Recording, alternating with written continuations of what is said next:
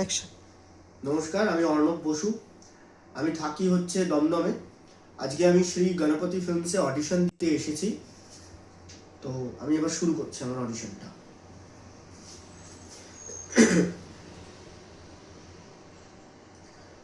দেখুন, আমি আপনাকে আগেই বলেছি যে আমার চোখে নারী এবং পুরুষের কোনো ভেদাভেদ নেই।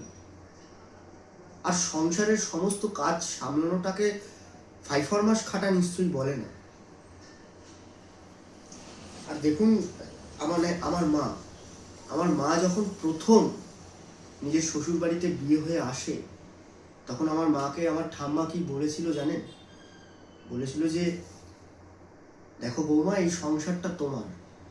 তুমি ঠিক যেরকমটা ভাবে চাইবে, ঠিক সেরকমটা ভাবে তুমি নিজের মতন করে সাজিয়ে উঠতে পারবে সংসারটাকে। নিজের মতন করে সবাইকে সামলে রাখতে পারবে। তোমার মাথার ওপর কেউ বোঝা চাপিয়ে দেবে না যে তোমায় এইটা করতে হবে, তোমায় সেইটা করতে হবে, এই অমুক জল খাবার বানাতে হবে, ওই করতে হবে, সেই করতে হবে। কেউ বোঝা চাপিয়ে দেবে না।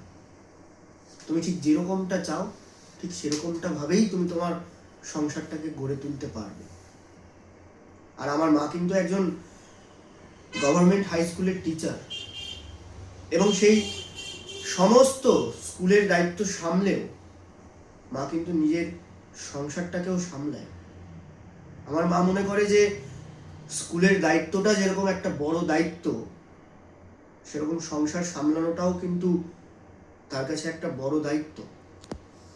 সংসারের সবাইকে ভালো রাখা, সুস্থ রাখা, হাসি খুশিতে রাখা, সেটাও কিন্তু একটা বড় কর্তব্য তার কাছে।